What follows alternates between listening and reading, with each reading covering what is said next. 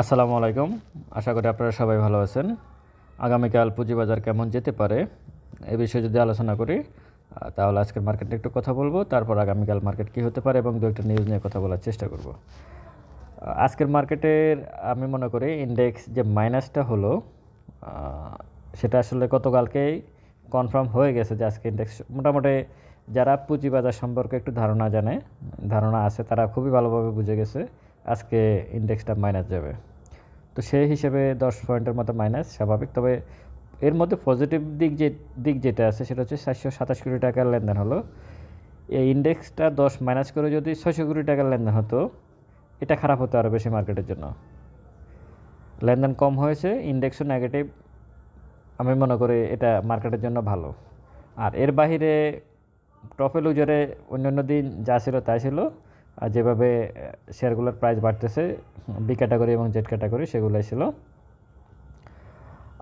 তবে গত 2 দিন ধরে মিউচুয়াল ফান্ডগুলো একটু ভালো করতেছে। এটা আমার কাছে মনে হচ্ছে যে মিউচুয়াল ফান্ডগুলোর দিকে স্মার্ট মানির একটা নজর আছে।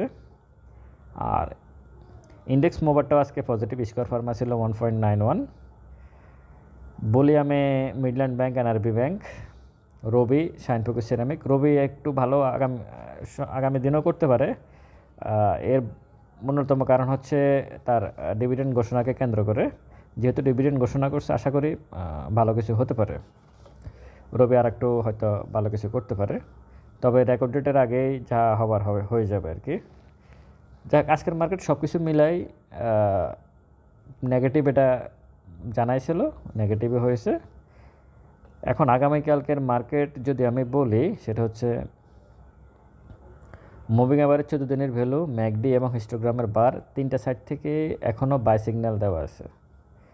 কিন্তু একটা জিনিস ধরে নিতে হবে, সেটা হচ্ছে উপরের থেকে কিন্তু ইন্ডেক্স নিচের দিকে আসতেছে। মার্কেটের প্রাইস হচ্ছে 5192 আর মুভিং অ্যাভারেজ 14 দিনের ভ্যালু হচ্ছে 5178। ইন্ডেক্স কিন্তু 5240 ক্রস করে নাই, ওটা ক্রস করে যায় না। ওখান পর্যন্ত একটা রেখা দেখতে পাচ্ছেন উইক, সেটাকে মানে 5200কে ক্রস করে সে উপরে যায় নাই, তার মানে সে এখনও ডাউন ট্রেন্ডে আছে মার্কেট। সব কিছু মিলাই যদি আগামীকালকের মার্কেট সম্পর্কে আমি যদি একেবারে কনক্লুশনে আসি, আমি ছোট্ট একটা পজিটিভ ক্যান্ডেল দেখতে পারি আগামীকালকে। মানে খুবই ছোট হতে পারে, অথবা 2-1 পয়েন্টের মতো মাইনাস হতে পারে, কিন্তু খুব বেশি মাইনাস হবে এটা আমার কাছে মনে হচ্ছে না। আর আবার প্লাস হলো যে অনেক বেশি প্লাস হবে সেটাও মনে হচ্ছে না। হয়তো 2-4 পয়েন্ট মাইনাস অথবা 2-4 পয়েন্ট প্লাস এরকম কিছু একটা হতে পারে আমার কাছে মনে হচ্ছে। তবে আমি আশা করি একটা সবুজ ক্যান্ডেল দেখতে পারি আমি। অনেকে বলার চেষ্টা করেন যে আপনি তো বলছেন সবুজ ক্যান্ডেল হয় নাই কেন। এটা আসলে অনুমান করা যায়, এটা যে কেউ অনুমানই করতে পারে বিভিন্ন দিক বিবেচনা করে, কিন্তু সবসময় যে এটা হবে এটা বলা যায় না। কারণ স্মার্ট মানে কি, যেভাবে আচরণ করে মার্কেটে যারা মার্কেট প্লেয়ার, তারাই মূলত বলতে পারবে মার্কেট কী করবে আগামীকালকে। যেমন গতকালকে যে 600 কোটি টাকার লেনদেন হলো, কোনো প্রয়োজন ছিল না। কয়টা শেয়ারের দাম বাড়ছে? কোনো শেয়ারের দামই তো বাড়ে না, মাত্র গতকালকে 2টা শেয়ার হল্টেড ছিল, কিন্তু 600 কোটি টাকার লেনদেন হলো। আদৌ কি 600 কোটি টাকার লেনদেন হয়েছে? হয় নাই কিন্তু। ইনসাইডে ট্রেড করে করে জাস্ট ভলিউমটা বাড়াই দিয়েছে, এটুকু, আর কিছু না। তো যাই হোক, আগামীকালকে সব কিছু মিলাই আমার কাছে মনে হচ্ছে যে একটা পজিটিভ ক্যান্ডেল থাকতে পারে। তবে আজকে যে 727 কোটি টাকার লেনদেন, তার থেকে বেশি লেনদেন হতে হবে। 450-500 এরকম লেনদেন হলে তখন গিয়ে মার্কেট পজিটিভ থাকার সম্ভাবনা আছে। আর আপনারা যদি প্রফিট পান, প্রফিট টেক করে নেবেন, এটা হচ্ছে আমার বক্তব্য। জাস্ট যেটুকু প্রফিট হয়, এখন আসলে যে কোনো ব্যবসায় প্রফিট মার্জিন অনেক কম, এই ব্যবসায়ও একই। তো এখানে যতটুকু প্রফিট পান ততটুকু আপনারা টেক করে নেবেন। আর নিউজ যদি বলি, সকালে আমি বলছিলাম যে আইসিবির যিনি এমডি, ওনাকে চেঞ্জ করা হয়েছে, নতুন আরেকজন এমডি আসছেন। আর মার্কেট সম্পর্কে এই মুহূর্তে তেমন কোনো, দেখেন মার্কেট এখন কোনো নেগেটিভ কোনো নিউজে নেই মার্কেটে, তারপরেও মার্কেট বাড়তেছে না। এটা দুর্ভাগ্যজনক মার্কেটের বিনিয়োগকারীদের জন্য, মার্কেট মেকারদের জন্য এটা লজ্জাজনক, বিনিয়োগকারীদের জন্য হচ্ছে দুর্ভাগ্যজনক। আর আপনারা সব সময় একটা কথা বলার চেষ্টা করেন যে ট্রেডিং শেয়ারে এন্ট্রি নিতে ইনভেস্টমেন্ট শেয়ার এন্ট্রি নিলে দাম বাড়ে না, এটা আসলে ভুল কথা। আপনি যতটা ইন্ডিভিজুয়াল শেয়ার দেখবেন, প্রত্যেকটা শেয়ারের প্রাইস আপ ডাউন প্রতিদিনই হয়। প্রতিদিনই প্রতিটা শেয়ারের দাম বাড়ার সম্ভাবনা থাকে, কমার সম্ভাবনা থাকে। প্রত্যেকটারই দাম বাড়ে, কোনোটারই দাম কমে না। এই মার্কেট খুব দ্রুত প্রফিট করার মার্কেট নয়।